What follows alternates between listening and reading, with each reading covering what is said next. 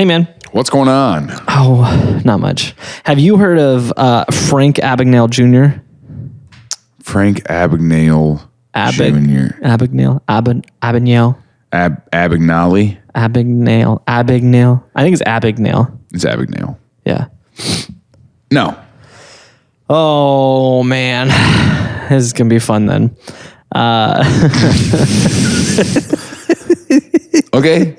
I was a little worried when I come into episodes just so excited. And you come into episodes, hey, have you ever heard of Frank Abagnale Jr.? I'm excited. I have so much excitement right now. Oh, this will be want to start again? Fun then. Looks like TSA's having a soup party tonight. I don't know how they... Yeah, no, I save kids from cancer. We'll make out tomorrow or something. Yeah, something weird. Like, so he has his own little mini cult, and she wanted to text her female friend. Yeah. And I was like, well, I get 2 girls' phone numbers out of this. I said, there you go. Things I learned last night.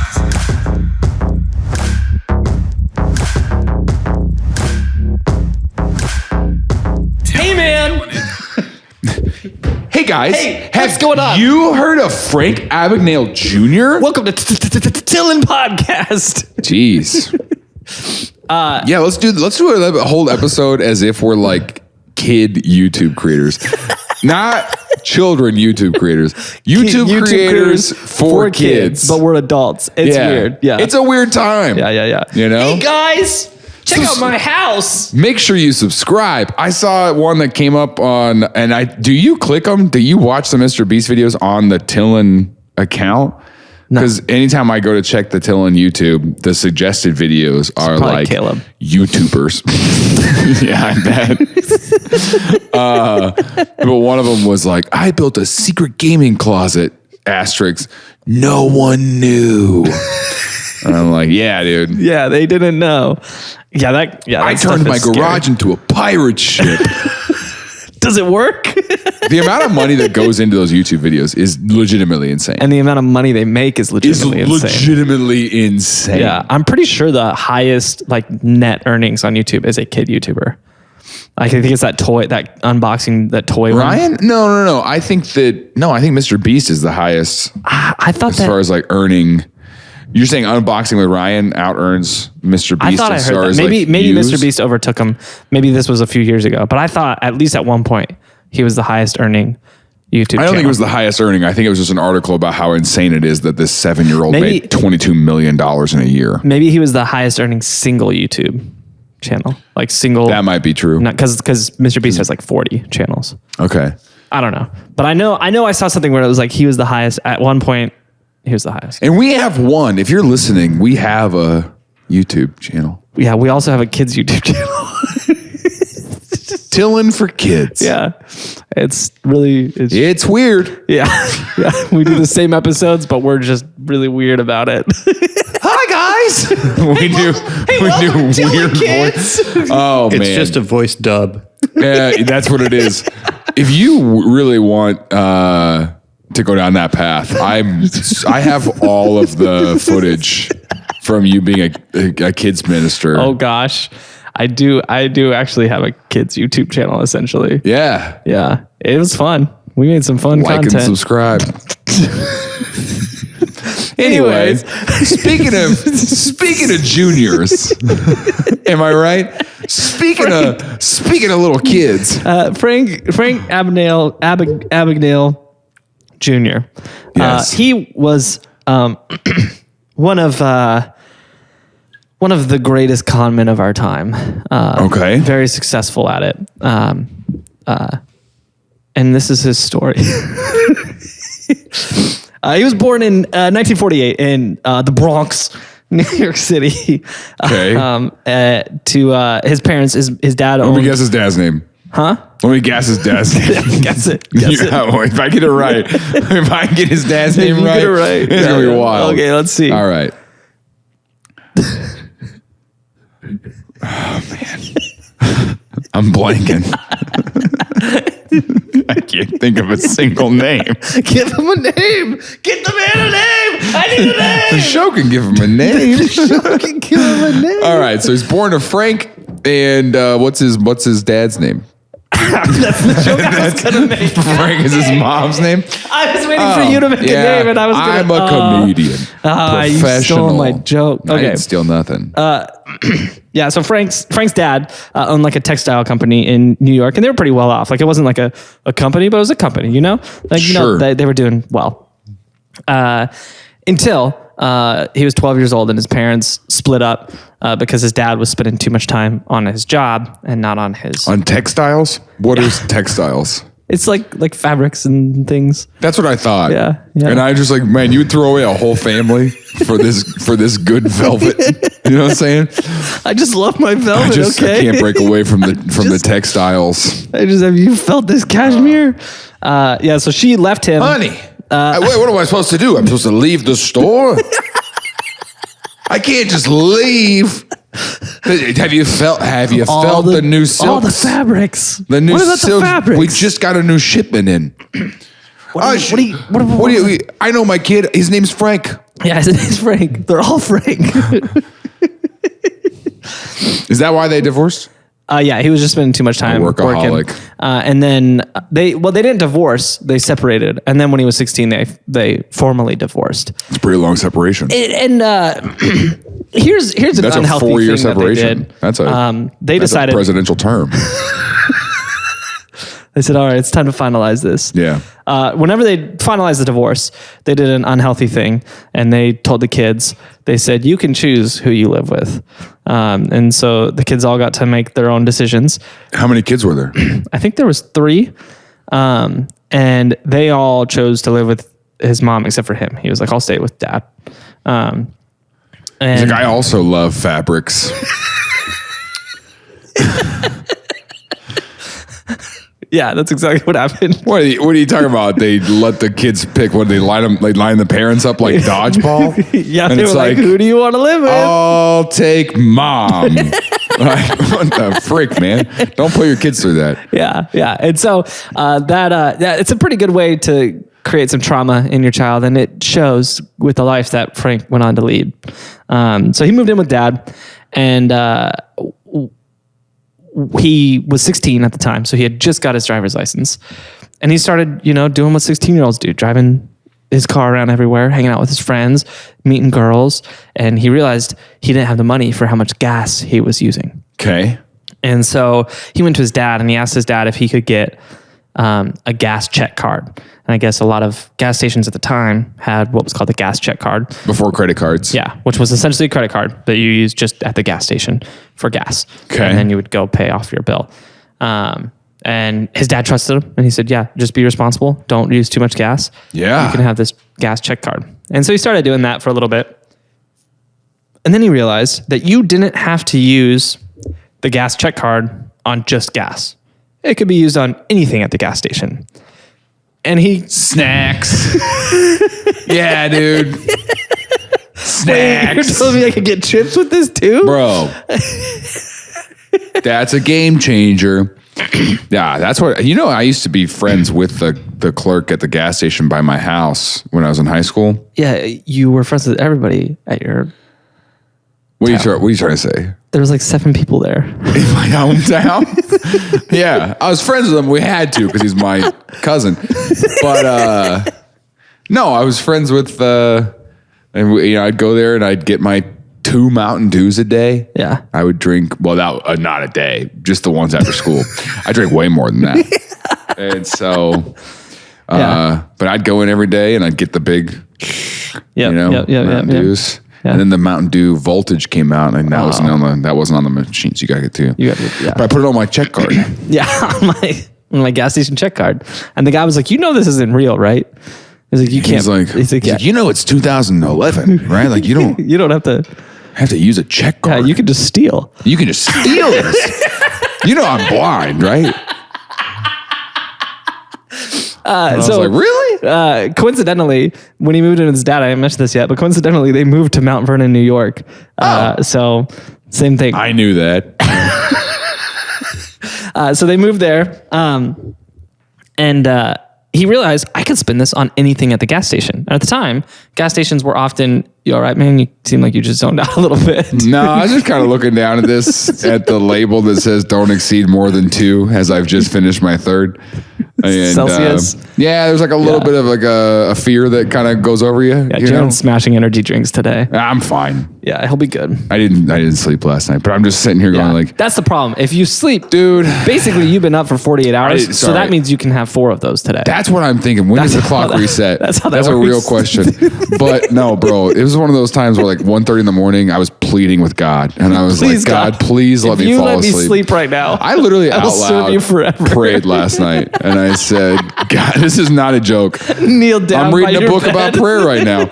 I said, God, would you please make this 2.5 hours of sleep I'm about to get supernaturally restful? I don't know how, but if I can feel like I got a full 9 hours of sleep, that would be wonderful. Did it work?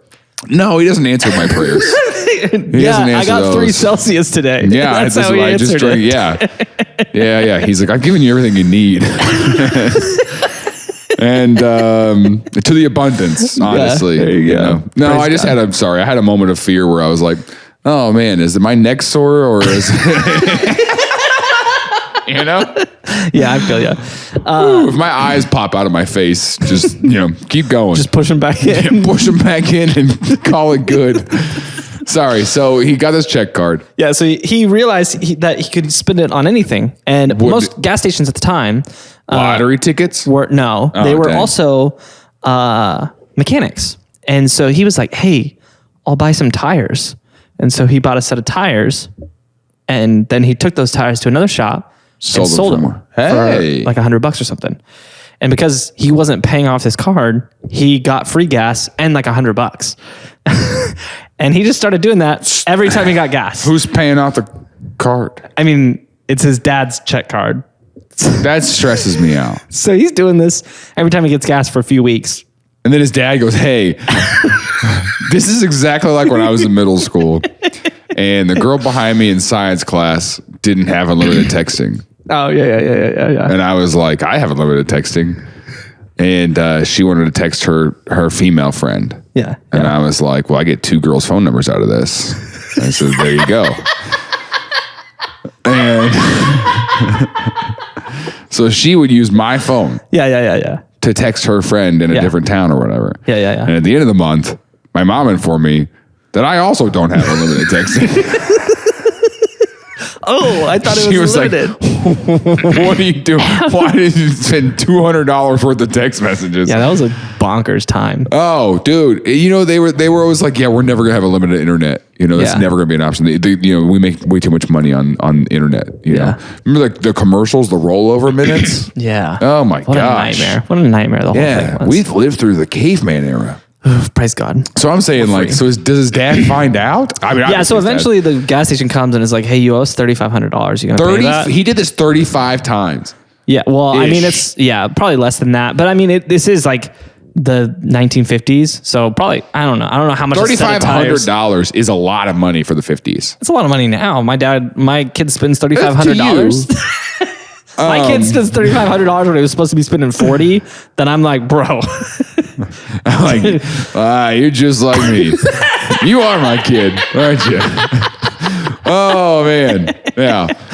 I do this fun thing where I just kick it down the road too. That's what I do. I just go, that's future Jaren's problem. That's your issue, not mine. Right now, to be honest with you, in a couple situations, I'm future Jaren, and I don't think it's very funny. Yeah, I'm a little frustrated. I'm pretty ticked that I did that. I'm pretty mad about that. Yeah.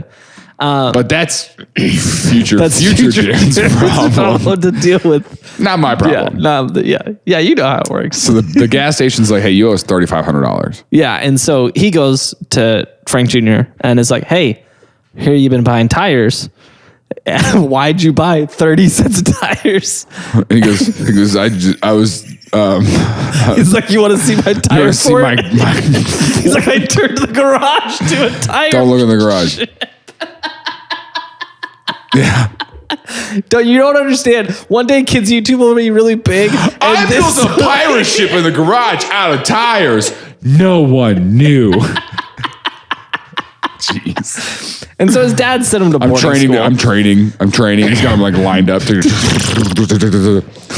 Yeah, no, his dad sent him to boarding school, like this Catholic boarding school. Okay. And it was like a behavior modification boarding school. It's like one of the ones where Did your parents ever threaten to do that to you? No. Yeah, mine neither.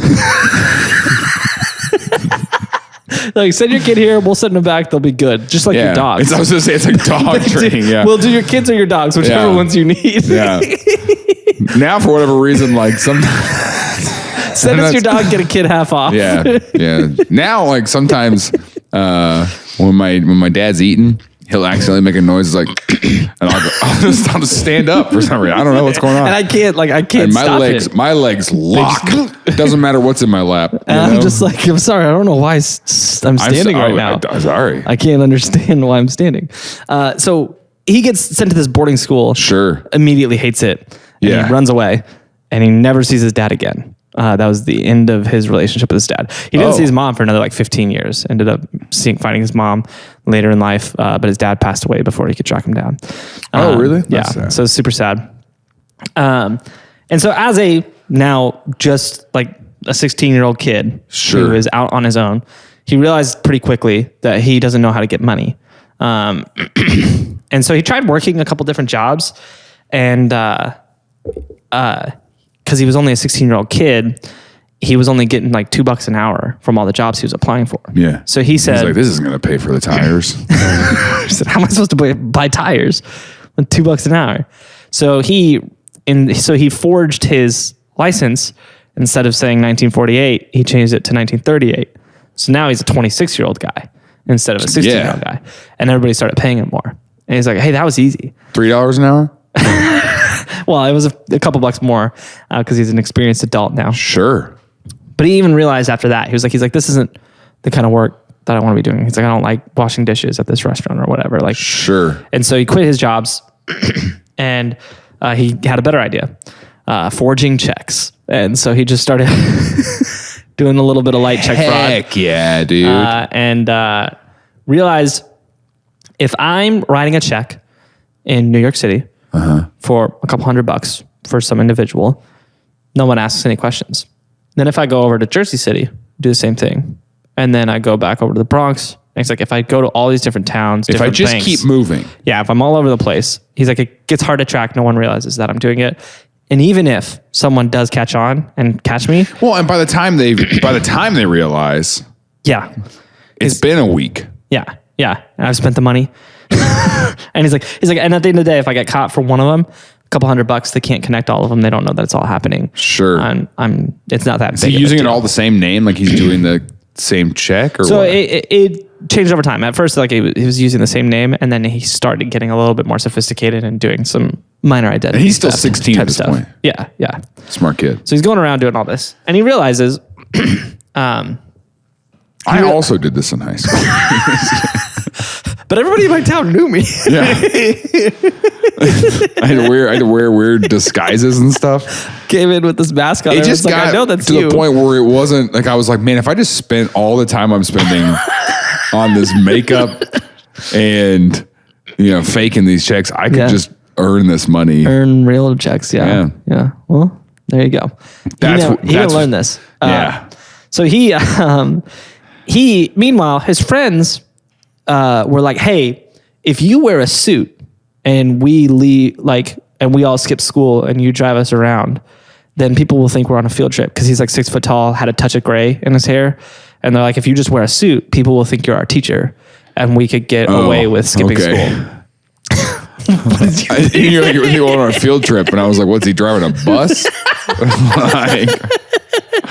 Okay. No, they would just go somewhere and they'd be out in public and people would just assume, there's a bunch of kids that are skipping school and they're like, oh, that's an adult. And they must be on a field trip or something. Did people to the mall, care? To the movie theater. In the 50s, that people were like, hey, there's a pack of kids. Shouldn't y'all be in school? I think so. Really? Pointing a gun at them. No, it's just shouldn't you? Shouldn't you guys be in school right now? I do think. Sorry, sir. I do think at the time that you could get a legitimate ticket for not being in school during school hours. I think that was a thing up until like the 70s or 80s. Really? I do think that was a thing. I don't know if that's accurate, but I think that was a thing. Okay. I don't know. I could be lying right now. And so because of this, like they had been using him for this for a while. All his friends were using him to get out of school. Sure. And so he said, I pass for a grown-up. And so he devised this plan. And what he did is one day he called Pan Am, the airline, and like caught their switchboard and was like, hey, I have a weird issue. He said, I've got a flight in 4 hours. I'm a pilot on a flight. I've got it in 4 hours. But overnight, I took my uniform to the cleaners to get cleaned overnight before this flight. And I just showed up to pick it up and they lost it. And he's like, I've got this flight in 4 hours. I don't have a uniform. I don't know what to do. And they were like, well, don't you have a spare? And he was like, I do. He's like, but I didn't bring it with me on this trip. It's in San Francisco. I have no way to get it in time for this flight. So they're like, okay, we'll patch you through to employee services. And so they patch him through. This guy in employee services, he tells the whole story to him. And the guy was like, okay, give me a second. And he's like, I'll be right back. So he's on hold for a little bit. And the guy comes back and is like, hey, we have a distributor in New York, in Manhattan. Here's the address. They know you're coming. Just go tell them what's up. They'll fit you in your uniform. And that's what I'm saying, man. They said, because this was your mistake, not ours, you have to pay for it. But you can get it in time for your flight. And he's like, I'll write a check. So he fully planned to pay for it with check. Shows up to this place, gets fitted in this uniform, and it's like, okay, I'll write you a check. And the guy's like, oh, we don't take check. And he's like, oh. Yeah, that guy's like, no. And he's like, okay, I'll pay cash. And the guy was like, oh, we're not going to do cash for this either. And he's like, what's he like? I only take trades. You got any chickens? Yeah, you got to barter me for this. No, he said, he's like, do you happen to have any tires? Well, as a matter of fact, sir, I do. We are. We're the number one seller of Pan Am uniforms and tires. No, he said, no, Pan Am's just going to take it out of your paycheck, dude. And he's like, even better. And so what's his goal though? Is he just trying to fly somewhere?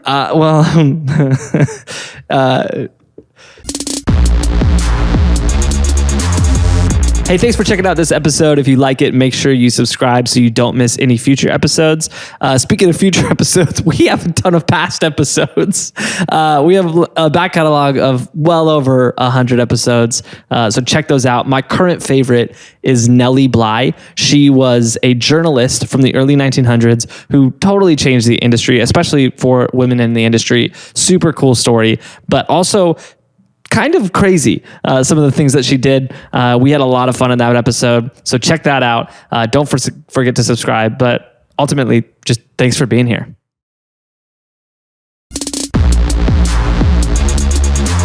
So remember how I said he noticed if I go to different towns, it's easier. So is he just trying to get to a different state? He's like, if I could figure out how to fly for free, he's like, I could just go all over the place and be untraceable. And just get all these checks and also get to see the world at the same time. And so, okay, he gets his uniform. He suits up in his uniform. Where'd that picture go? I had a picture of him in his uniform. And he did we really? He not only gets this. Was he taking selfies? He was. He not only gets this uniform, but he sits down and he says, "Okay, I'll grab model airplanes." Like Pan Am model airplanes, and I'll take those and I will. They have like the stickers that you stick on the side of the airplane, you know. And so he took those stickers and he photoshopped it, like actually like cut and paste it into an ID badge, like a Pan Am ID badge, and he got it like copied and made it look professional and like copied what the Pan Am ID badges look like, just like you did when you graduated. Yep. And then Frank Taylor. And then this is him in his uniform. He had someone take that picture of him. Someone else had to take that picture of him. He's like, hey, could you take this picture of me in this uniform? And they're like, oh yeah, sure. What's this for? Halloween. For my calendar. Okay. And so he then goes to LaGuardia and is like, all right, I'm going to figure out how to fly. And so he says the first day he did this, what the heck are you talking about? I'm going to figure out how to fly. He's like, I spent 4 hours just walking around the airport figuring out how to get on a dang plane. Like, he's like, what do I do now? And so he's just walking around the airport trying to find a way in. Finally, it's dinner time, so he sits down at a table to grab some dinner at the concession stand. And popcorn and a nacho basket? What are you talking about, concession stand? I realized that word was a weird word to use for an airport. Yeah, he's just there and just like, give me a hot dog, please. Yeah. You're waiting. He's a kid. He's a 16-year-old kid. He's like, give me a hot dog, please. You're waiting at gate 834. This guy comes in. He's like, hot dogs, get your hot dogs. Do not even put it past it, man. Airport hot dogs I've seen. People will bring them on the plane. You know what happened to me the other day? Someone next to me on the flight had a bowl of soup. That's not plain food. That's not plain food. Where did you get that? And listen, it was not airport soup. That was home soup. They had home soup on that plate. They unwrapped it from it. Looked like the saran wrap. Oh, so they Tupperwared that and they carried it on. Yeah, that's what I'm saying. Was it below 3 ounces? It must have been. Wow. Security was like, what's this? He's like, oh, that's my soup. It's more than 3 ounces total, but it's in seven different tubs. So it's a bunch of different soups. So you can't take that. Yeah, you can't take that. And the guy's like, what kind of soup is that? He's like, broccoli cheddar. He's like, that's my favorite. That's mine. He's like, okay, now I have 6. I've got so much broccoli cheddar soup. Looks like TSA's having a soup party tonight, baby. I don't know how they made it. Yeah, that's crazy. Maybe it's chowder.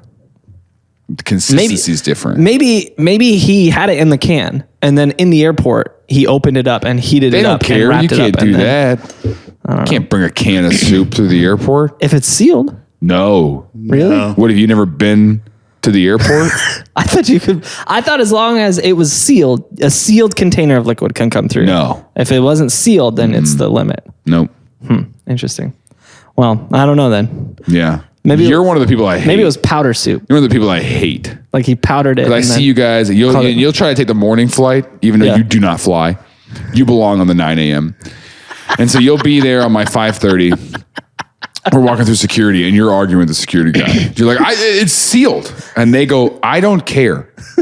And because they suck. And they do. They're really nice if you just go through and you do what you're doing. It's part of the interview. As soon as you come through with a can of soup, they lose their freaking minds, bro. How many canned soups do people bring through security? Have you not seen the case of stuff that TSA stopped? They want to act like it's soup. They act like it's guns, but it's just soup. It's just soup. It's cans of soup that look like guns. Yeah, the S in TSA stands for soup. Soup. We don't like soup on our planes, okay? Okay, no, Frank. So Frank's walking around this airport. He finally gets the concession. He's got his hot dog. Some dogs. And he's sitting down. He's sitting down eating. And a couple TWA pilots are walking by, grab something to eat. They sit down with him. And he goes, hey, how do you guys get on planes? It's this random question. Where do the pilots go? Yeah, where do the pilots go? And they're like, the sky? I don't know. What are you? I don't know what you're asking. No, they sat down with him. They're like, hey, can we eat with you, man?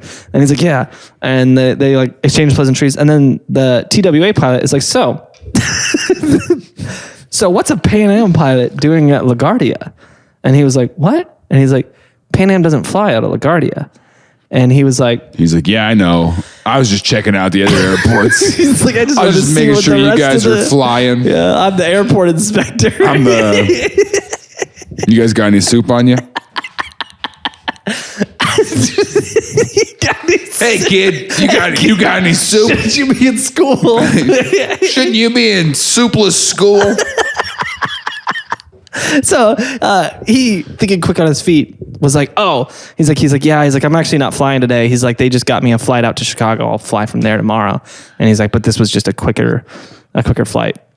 So they booked this one. And they're like, And then they asked him a question that he didn't know how to answer. They said, what equipment do you use?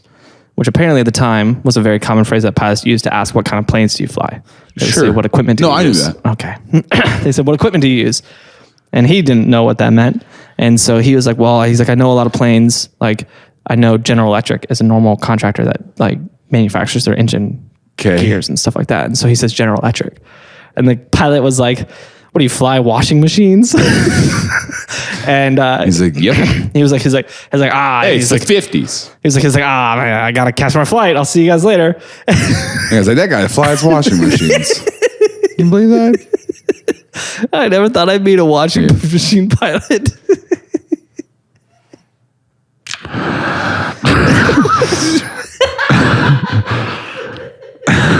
Dang it. TWA 2297. Tower, I've got a refrigerator in sight. Yeah, proceed to runway 19. Okay, I'll follow the refrigerator in. Yeah, he's flying a refrigerator. He's flying this fridge around. And so he kind of escapes this conversation. Apparently those guys didn't say anything to anybody and weren't like, there's something sketchy about that pilot. They were just like, that was a normal pilot. Yeah, but you know.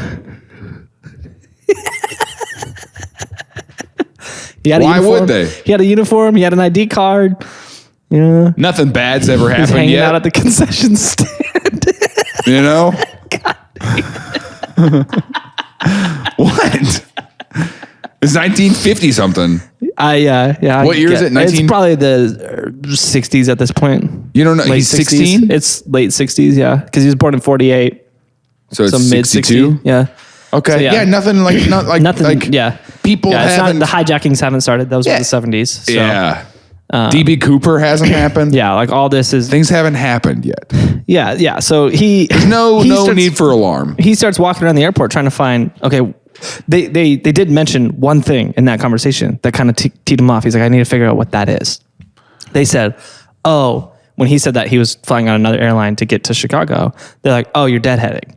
Mm-hmm. And he didn't know what that was. He was like, I need to figure out what that is. Yeah. So he found out that deadheading is something that I don't know if this is still a thing, but at the time, you could fly on just any airline. You could show up and say, hey, I'm a pilot. I'm flying to this other thing. Yes.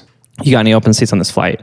And they would let you sit in that or sit in one of their open seats in the cockpit. Yeah. And take you out to the jump seat. Whatever your next flight is. It's still a thing. Yeah. And I don't know how it works now, but at least at the time, what they would do is they would just keep track of all their deadheads for the month. They would send a bill to the airline for the pilots that they deadheaded with. So it was like TWA, here, there's one deadhead here. And at the end of the month, they would just send it off. And so Pan Am would get a bill for like $20,000 from all the deadheads that month. Sure. And they wouldn't know who deadheaded.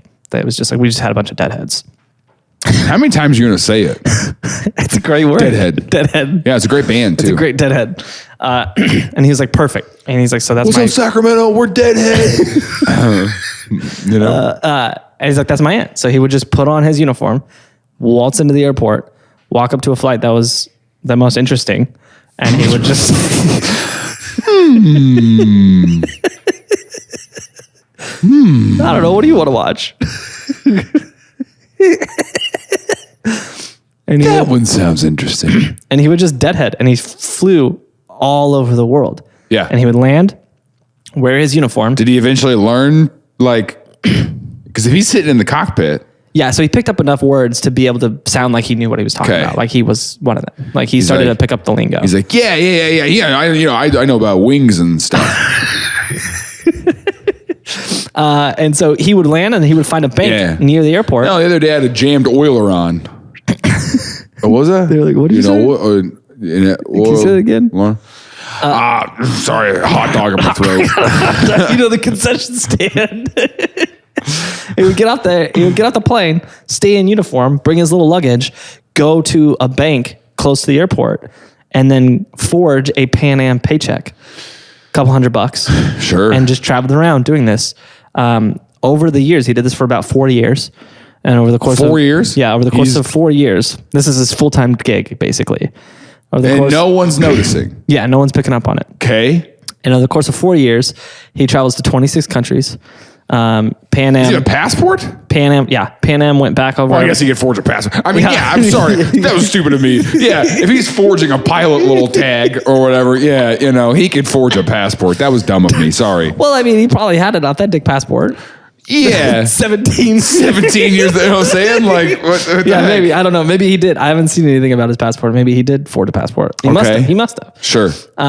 P&M estimates that he traveled over 1 million miles in the air doing this.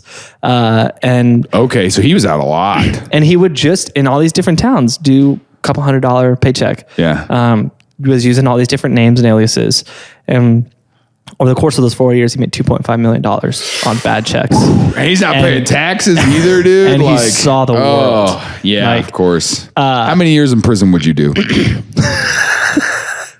None. Okay. None. It's not worth it. It's not worth it. How many would you do? Oh, I don't know. Could I listen to our podcast? So he's year 4, though. Yeah. FBI knows what's going on, and they're watching him, and he feels the heat. And so he says, "I gotta." How do they catch him? How do they know what's going on? Because there's this guy on every flight. And they're like, weren't you on that last flight? Like, why are you on the U.S. Air Marshals are catching him? They're like, hold on. Yeah, I saw you on this last flight. You look familiar. Yeah, I've never seen you fly, but I see you flying all the time. Like, no, move. I'll show you. I can fly. Yeah, I can fly. I'll show you. Prove it. Okay, we get it. No, just sit down. Yeah. So he starts to feel the heat. He's like, I've been doing this for a while. I made a lot of money. Like, he's like, I should lay low for a little bit. Okay. So he moves to Atlanta. And he rents an apartment. He's got tons of money. He gets a nice car, has all these nice clothes. And he realizes as he's renting this apartment, the form he has to fill out asks his occupation. He's like, frick, I have to have an occupation that justifies my nice car, all my good clothes and all this stuff. And he's like, I can't put pilot because the thing... Occupation, millionaire. Entrepreneurs hadn't come out yet, so you couldn't just say that. Entrepreneur. And so, but do you remember the movie Inspector Gadget? How did you do that? No, idiot.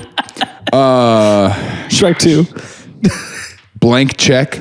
No, I did not. You don't know about Blank Check? I do not remember that. No. This a kid on a bicycle, guy's backing out in a parking lot and hits him on the bicycle, and like wrecks his bike. Yeah. And he's like, come on, mister, you got to pay for my new bike or whatever. Yeah. You know, so the guy writes him a check, but then gets distracted by something and gives him the check without filling it out all the way. So now this kid has this blank check. Oh yeah. And he cashes it for like $1 million. But there's some weird storylines in that. Because he bids against that guy for a house. So it's the guy bidding against his own money, basically. Buys this house for $500,000. And it's a kid, right? It's like a 90s. Yeah, that's what I'm saying. Like, that wasn't the storyline that's a little weird, though, is that there's an adult female who I believe they kiss in that movie. And he's like 11, dude. But he's a millionaire. So it doesn't matter. But he's a millionaire. But I'm saying, like, he bought a house. Yeah. There's a lot of holes in the story, But was this a Disney Channel movie? It was absolutely a Disney Channel original. Was it a Disney Channel original? I don't actually know. It sounds like a Disney Channel original. That's what it sounds like. I know it sounds like. I know it feels like it was. Yeah. But anyway. So he's like, on the occupation form is you have to put your occupation, but you also have to put your supervisor, the place of employment, their phone number, their address. He's like, oh, they're going to contact them. Yeah. And he's like, I don't have a supervisor. So what he does. Hello. He's just working on his voices. So what he does instead is he says, oh no, I'm a pediatrician. He's like, I just sold my practice in LA. And he's like, I'm going on a 12-month sabbatical. And then I'm going to take it from there and see what I want to do next. And he's like, but right now I'm in between, but I just sold a excuse me, I'm a practice. hero. Yeah. I'm a hero. Thank you. I save kids from cancer. I'm a hero. So. And so, the apartment was like, yeah, that sounds legit. And so they let him rent there. Okay.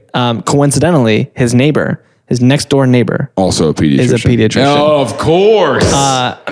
And so she came over. What equipment do you use? He's like talking to her about landing gear and flappers. Scissors and scalpels and bedpans are a thing. Bedpans. I think. X-ray. X-ray, General Electric, just General Electric. What are you giving surgery to washing machines? Yes, but only if they're new. Under 5. Under 5, young, only young. Oh, sorry. Did you hear pediatrician? I'm sorry. No, I'm a machiniatrician. Okay. Misunderstanding. So sorry. luckily, that first conversation, I do make a lot of money. That first conversation, luckily, she didn't talk a lot of shop with him. Cool. Like she was just like, oh, me too. That's crazy. He's some cookies I made. And so he goes to the library and he rents a bunch of pediatrician books and starts learning as many pediatrician words as he can. Pediatrician words? What the heck are you talking about, dude? Just... Ooh, this is a good pediatrician word. Scoliosis. Freaking, what do you mean? Just learning pediatrician words. So then they create this friendship and they talk pediatrician stuff all the time together. And he's got note cards. He's just sitting there like, oh yeah. Yes. Scalpel. Yeah, I love scalping. Scalpel. Okay. And so they sparked this friendship. About 6 months in, she is going on maternity leave. And the hospital, like, I'll take care of your baby. I'll deliver your baby. She does the overnight shift at the hospital. But they don't have any other pediatricians that are available for the overnight. So they have to hire someone else. She says, hey, I know a guy who's not working right now, who's a pediatrician. Yeah. He loves hot dogs. And he knows what scalpels are. Yeah, he knows a lot about washing machines, actually, which is crazy. And so she recommends him for the job, and they bring him in for an interview.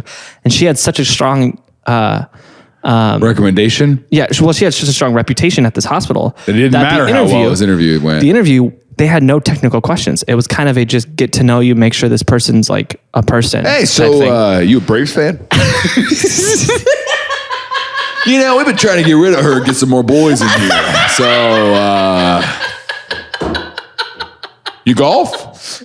Oh, really? Yeah. What equipment you use?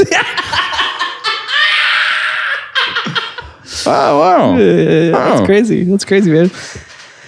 So...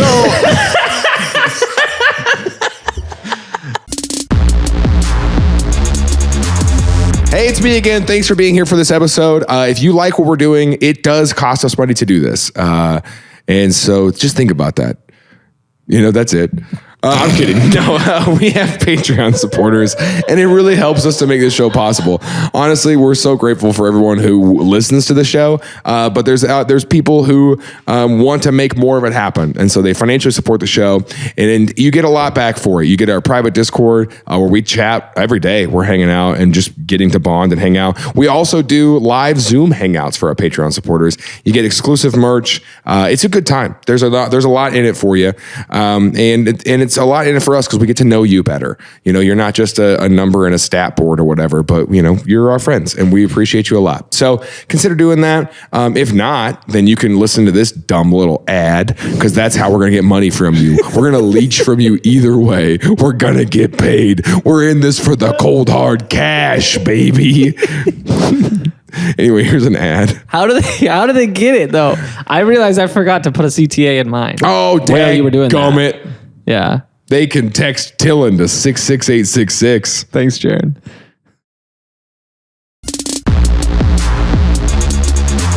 Okay, so he now is a pediatrician. He got the gig for like 3 months to take over for her on maternity leave. And his plan was honestly a lot like Waldo Was he Demera. just watching ER? It's not even on yet. No, yeah, it's a lot like Waldo Demera. He had like 10 nurses on his team, a couple of doctors that were on residency, like learning how to do it, and he just leaned on them for like 3 months. Walked around, and he's like, what do you think? He's like, I would scribble some stuff on some clipboards. I'd sign off on some things. Scribble some stuff. And yeah, I'd walk in and I'd ask them. You just turn it around and it's just straight up gibberish, dude. He's a doctor. Doctors have bad handwriting. Ipsum. He's just writing Garbage, dude. Turn around, it's drawings of Mickey Mouse. He's also just a fan. Big fan. Always wanted to go to Disney World. So, and then the same thing, leaning on his doctors, like he'd be like, well, what's your opinion on this? What's your plan? Yeah, I agree. That's a good call. Do that. And he never actually did any procedures or anything while he was there. He just signed off on stuff and said, yeah, that's good. That's great. Did this for the full maternity leave. Well, at the end of the maternity leave, the pediatrician, she decided that she wanted to be a stay-at-home mom. And she's like, I just like this kid too much. And so it left an opening, and they offered him the full time. He's my fourth kid. This is the only one I've liked. I guess I'll stay home. They offered him the full-time role, and he took it. Like salary. He's getting paid a legitimate paycheck. Yeah. And so he took this role. Did he... Like when you go to a doctor's office, they've got like their diploma and stuff. Yeah, so he forged all his documents. Oh, so he turned in documents. Okay. Yeah. So he forged all that stuff. Sure. I think he said he went to BYU, I think is where. Brigham Young? Okay, great. Sure, yeah. Good for you, dude. Okay. Are you Mormon? What's that? What is washing machines. No, I use General Electric. Do you pray? So he does this for a year, and he ends up quitting his job because a full year. Yeah, because at the end of the year, the reason he quit his job, he was on an overnight shift. A kid came in with a broken leg or something to the ER, and so they asked him to come down to the ER and help out with it. Yeah, and so he shows up. And it kind of scarred him. And he's like, I can't. He's like, I'm just out here doing a little bit of fraud. He's like, I don't want to mess some kid up because I give them the wrong treatment. And so he quit the job and was like, I'm going to go start a business or something. I'm done with this. Okay. And so he leaves. And then he's like, well, now I got to figure out something else to do. Over the course of this year, like he made a lot of good contacts in Atlanta. And one of them. What other high, like he's just choosing just two high stakes of jobs. You know, like in an emergency, if he's got to pilot that plane, he's killing everybody. Yeah, that's true. In an emergency, if he's got a pediatric, he's going to kill a kid. Pediacize. If he's got a I don't know. Pediact. Yeah. He's gonna hurt somebody. Yeah, it's true. Okay. So he leveraged his new relationship. Construction manager. He leveraged all the relationships he had and was like, I'm really good friends with the Atlanta DA. And so he's like, maybe I could be the president, an attorney. And so they were like, yeah. They were like, if you have your doctorate. How old is he at this point? Because I mean, what's the time? Like he's early 20s. Yeah, he's like 22. 23, 22, something like that. And so he goes to the DA, and they're like, well, you already have your doctorate, so if you could just test the bar and pass the bar, then you can be an attorney. Oh, he's still using his documents from because he was a medical doctor. Okay, yeah, and they're like, he's got his doctor. He's got his doctorate. Yeah. And so he's like, okay, I'll take the bar. And so he took the bar 3 times, kept failing. How is he forging these things? I don't know. It's the 70s. It's easier to forge, I guess. I'm imagining like freaking magazine clips, like a ransom letter, you know, like just says Brigham Young, and it's like a whole bunch of different fonts. Like he's at least doing it well enough, and the checks too. Like he's at least doing it well enough. Yeah, it's passing. He knows how to forge a document. He's been doing it since he was 16, so he knows how to forge a document. I guess, yeah. And so he takes the bar 3 times, keeps failing. Finally passes the bar. Like legitimately passes it? Legitimately passes the bar. And does it because he took it over and over again and learned what to study. Allegedly, he has a photographic memory. Allegedly. According to who? Him. Oh. Oh, okay. Which, I mean, he was getting away with all this stuff. So you have to assume he at least can memorize. He's smart. Yeah. He's got a big brain. Right? That's a cool hat you got. Thank you so much for bringing it up. So odd job hats for large heads, for big brains, you know? If you got a pediact, then you need odd job hats. That's their slogan, dude. Has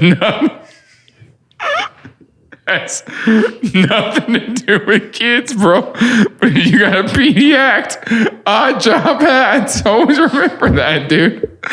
Oh, I was wondering where I heard that word before. It's oddjobhats.com. Anyway. So Oh my gosh.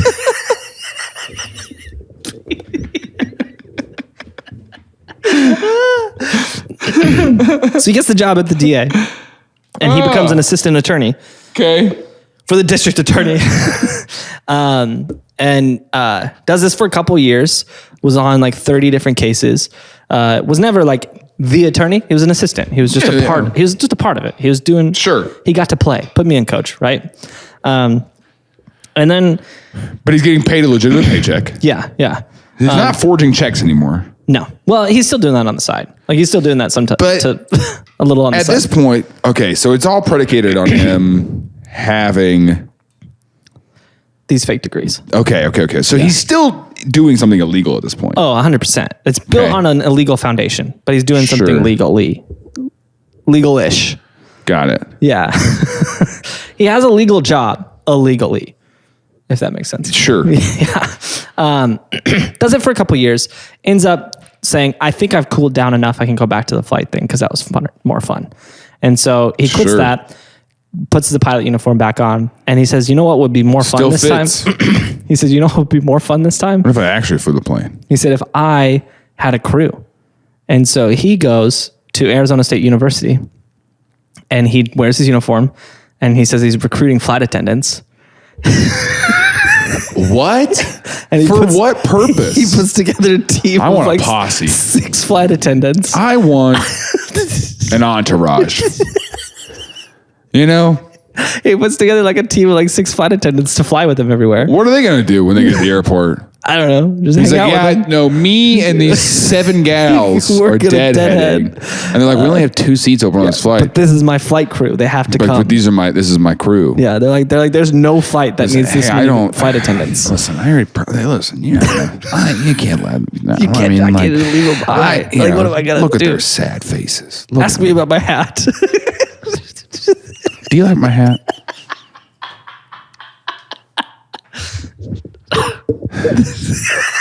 Use code pilot. I heard you're a fan. You're a person who takes PD action. You know?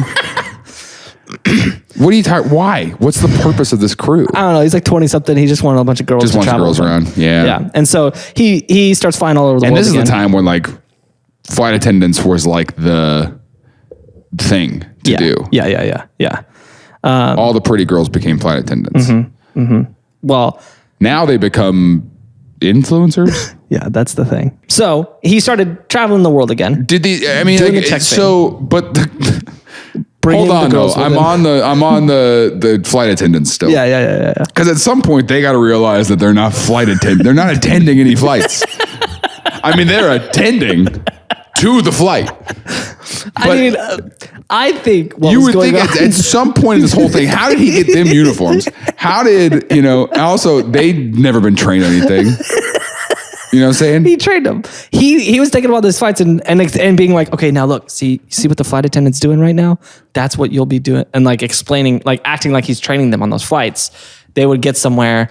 And I don't know, he'd put them up in a hotel and then he'd be like, I'm going to go fly somewhere tonight. I'll pick you up tomorrow. Like, we'll make out tomorrow or something. Yeah, something weird. So he has his own little mini cult. Yeah, kind of. And they're traveling around. And this is when Interpol starts to realize, hey, none of your checks are legit. And also, you're flying all over the place with all these people, but you're never flying. That seems very dangerous to have that many people involved, what I'm saying. Yeah. He's getting careless. That's quite a bit of attention. Yeah, he's getting very careless. So, you're exactly right. In Sweden, they caught him. They're like, hey, yeah, you're not Sweden? real. They're like, you're not real. He's like, yeah, I am. Look at me. Yeah, I feel you. You can feel me right now. You feel me? Touch my hands.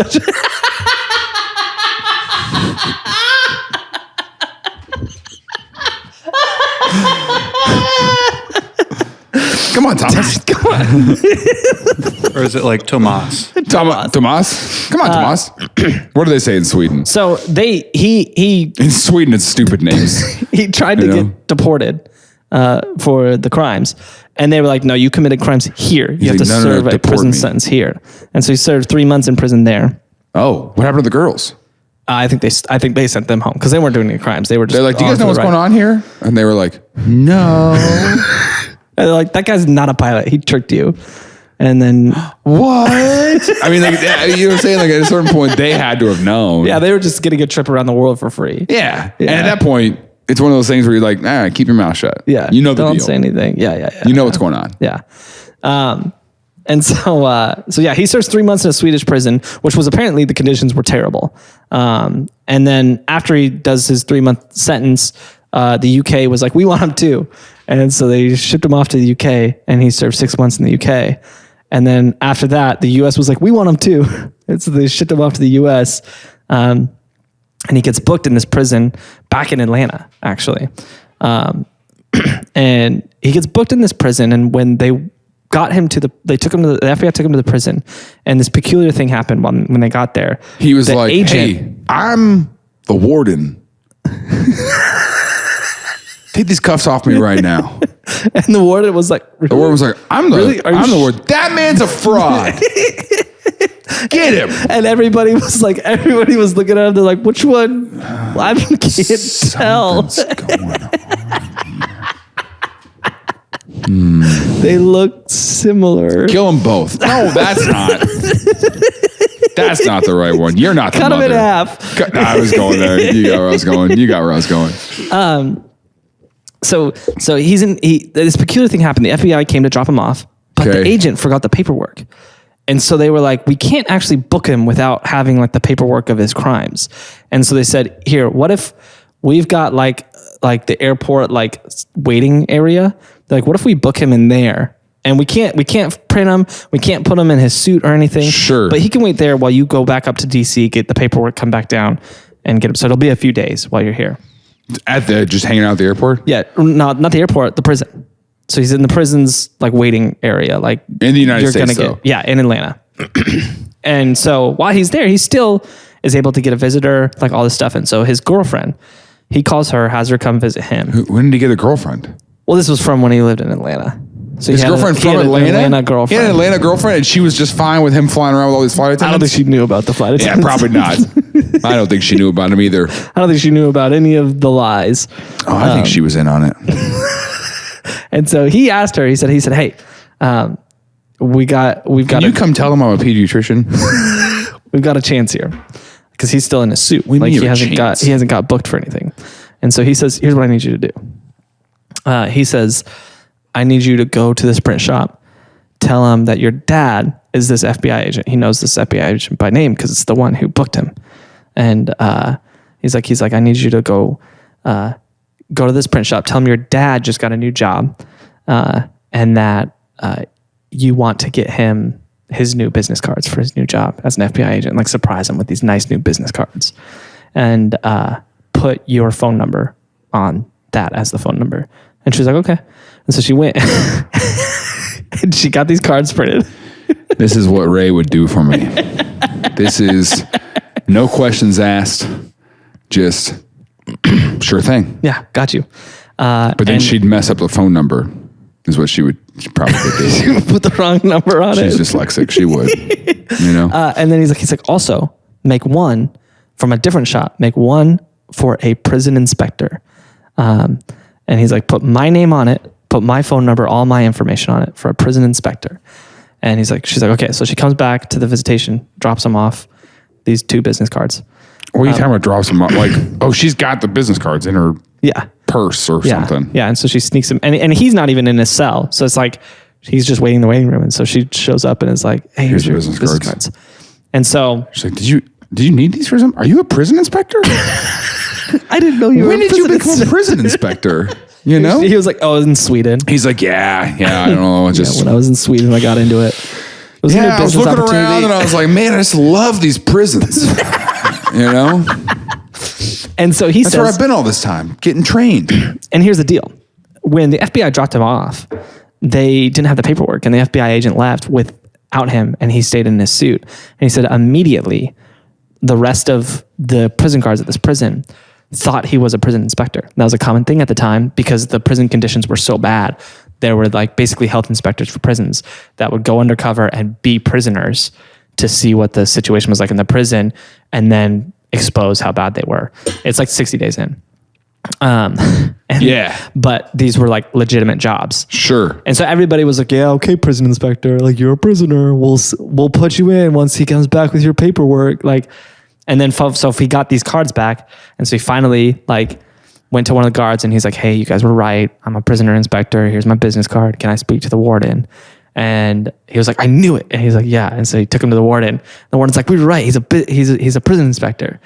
And the warden was like, oh, really? He's like, yeah. He's like, here's my business card. He's like, I actually need to talk to that FBI agent. There's an important matter we're handling. Just saw it on the news. I can't talk anything about it, but I saw a report about it that he and I, we need to have a discussion about. Here's his business card. Can you call him for me so I can have a conversation with him? And he's like, we knew it. We knew you were a prison inspector the whole time. Yeah, let me call him. He calls and it hits his girlfriend. Right. She answers as like reception at the FBI. And he's like, yeah, can you patch me through? So she's in on it. Can you patch me through to this guy?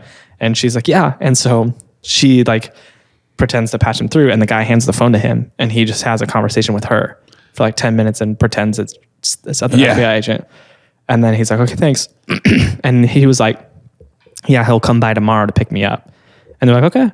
And so then the next day she rolled up and she's like, hey, I'm with the FBI picking up the prison inspector. I'm with the FBI. Yeah.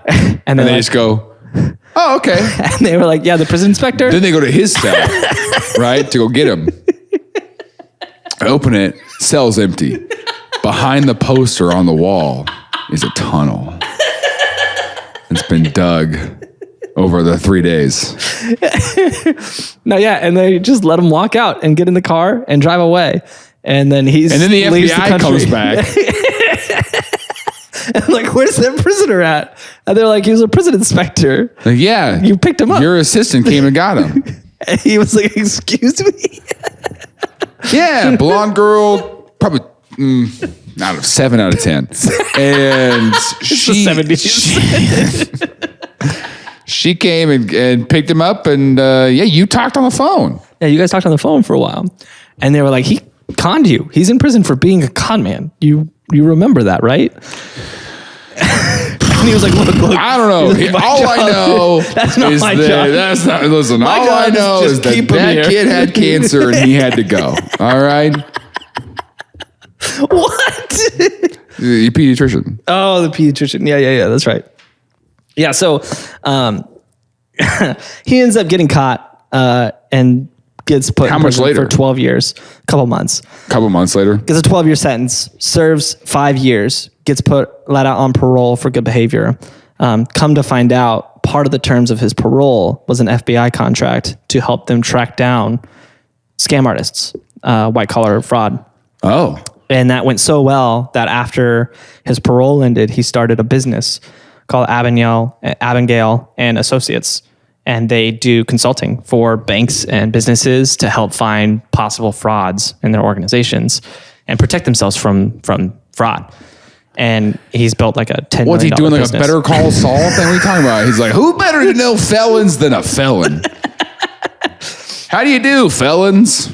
And here's the deal. His business did so well that a biographer approached him and was like, I want to write your story. Sure. And so the biographer writes a story, and did you read it? Actually, I read it. Yeah? Yeah, I read it. I knew this whole story because I read his biography. You know, a couple times in it, he accidentally typed me instead of Frank. He wrote the book. It's an autobiography. The biographer wrote it, and then a very important person read this biography, and in 2002 produced the movie Catch Me If You Can, starring Leonardo DiCaprio. It was Steven Spielberg read the book and adapted it into a movie. Spielberg can read? I thought he made movies because he couldn't do that. And so it became this huge deal, and he started getting booked on all these speaking events. He speaks all over the nation, dude. all over the world. That's exactly why Wolf on Wall Street guy was like, you know what got Frank Abagnale back on track? Yeah, was a movie with Leonardo DiCaprio. And he goes, what if you guys told my story? Tell my story in a movie. Then and now he goes and speaks. Who do you think would play you? No. Sorry, I can see your brain working as if you're talking about a movie about you. No one will watch that movie. I'm talking about who would play you in the movie about me. Yeah, I knew what you're saying. Leo. I knew it. Yeah. And you would be I don't know, John C. Reilly, probably, just because, listen, you don't got to look anything like the guy. Pull the picture of Frank Abagnale again. Here he is with one of his stewardesses. Honestly, I think he looks a lot like the Firefest kid. Billy McFarland or whatever. That's one of the stewardesses? Crazy. Yeah. Oh. Which is kind of crazy. Here he is. He actually had committed a lot of different frauds. He was a professor for a little bit. Here he is as a pilot. Here he is in the doctor's office. And then in the law school. He's got the headphones. He's in the cockpit. That's him behind the yoke. Yeah. He ended up on Johnny Carson. Like, he got famous because he was so good at this crime. This is post-crime, though. This is post-crime. So he got caught, he got out, and then... And which one is he? He's the host. Here he is with Leo. Leo played him in the movie. Here he is with his business. We go back to that. Why does Leonardo DiCaprio look so psychotic in this picture? Because he's young. This was when he was young. Look at who's behind him. Yeah, those are some scary... Is that Margot Robbie? I think it is, actually. Here's the deal, though. Was that Martin Sheen behind him too? I think it might be. I actually think it might be. Okay. Yeah. Here's the thing, though. After the movie came out, an independent journalist was like, has anybody verified any of this? No. This journalist went and looked for the paper trail and was like, there's a lot of major organizations that were involved in all of these scams. And he's like, let me look into this.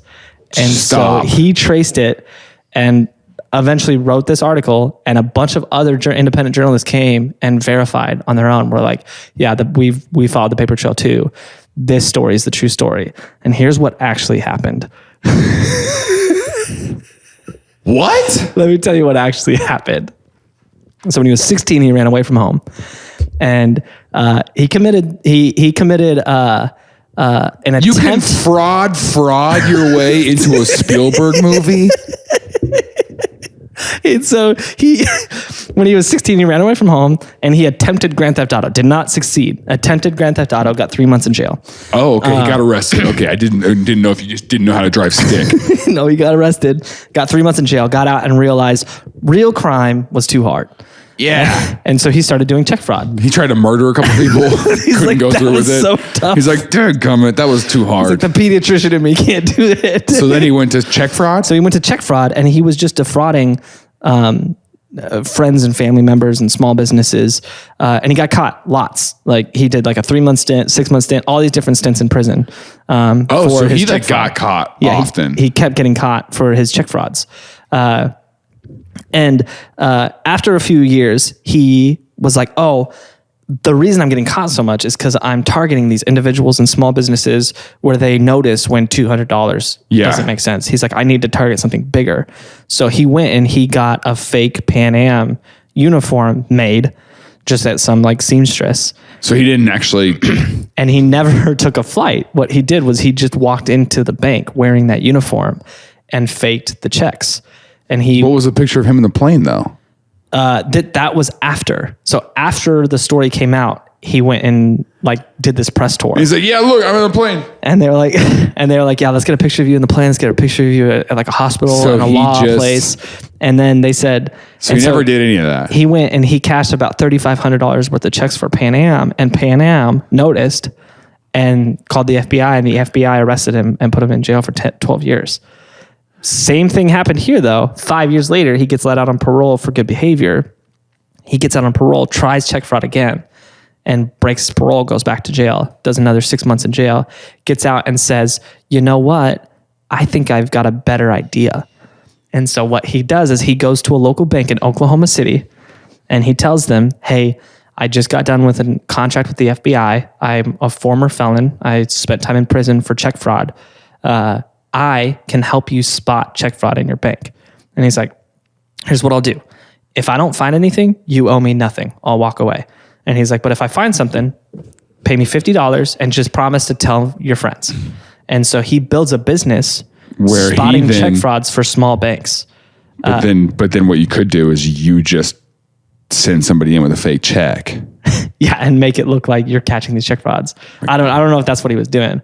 But he was just going to small banks, and he was a contractor for them, consulting, helping them spot check fraud, because he really did know like the signs of what check fraud was, because he did it. Did it. And so he built a name for himself in Oklahoma City as this consultant spotting check fraud.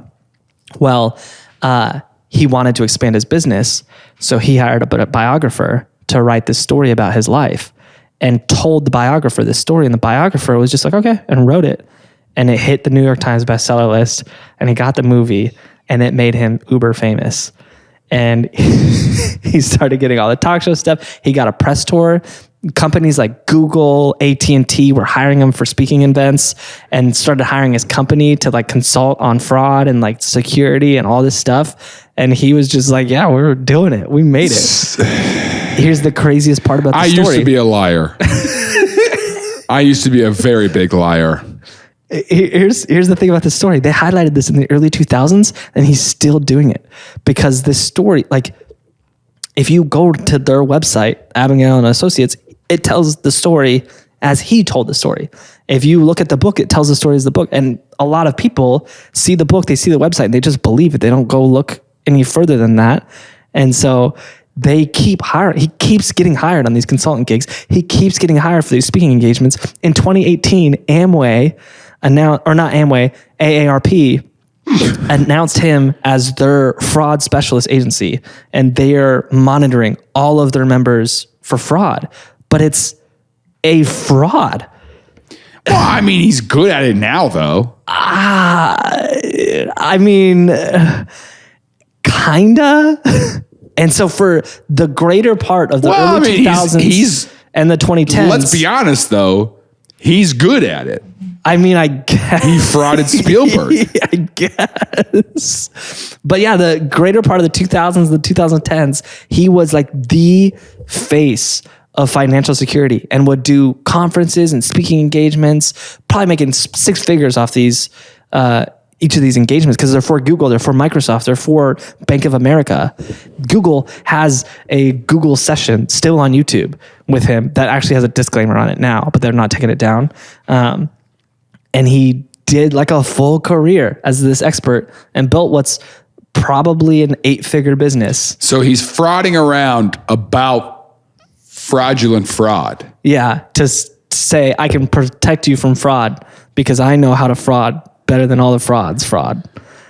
But by him frauding, he's potentially stopping fraud. But here's my theory, though. Honestly, the AARP partnership, I bet he's check frauding that. I bet he's also frauding that because he's been a fraud. He's the fraud father. Honestly, though, that's 100% what his next book's called. The Fraud Father. That's freaking funny. And he still backs it up. He still says, hey, there's a lot of misconceptions about me. There's a lot of things that people say. A lot of lies out Here's there. Here's the true story. Here's what happened. Yeah. Me, airport, hot dogs. All right? That's what you got to know.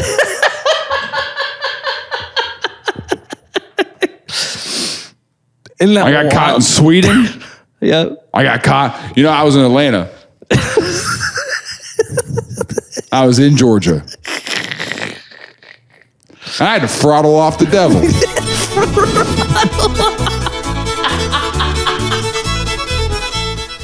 Hey, thanks for making it to the end of this video. If you like this and you want more episodes, there's more somewhere around here and also clips from the show. But make sure you subscribe. Please do that. That really helps us. It makes us feel good. We look at the number and we go, oh my gosh, there's more people who like us. And it also just makes sure that you don't miss episodes in the future because we put these out every single week. And there's so many in the past, so many old episodes you can go watch. And you know, there's an entire season of episodes that we didn't even have video for. So you can go listen to those if you'd like to as well. Thanks for being here. We will see you again next week on Things I Learned Last Night. That's this podcast, right? That's this one? Yeah, that's the one. Things I Learned Last Night. That's the one. All right, you're free to go. Great.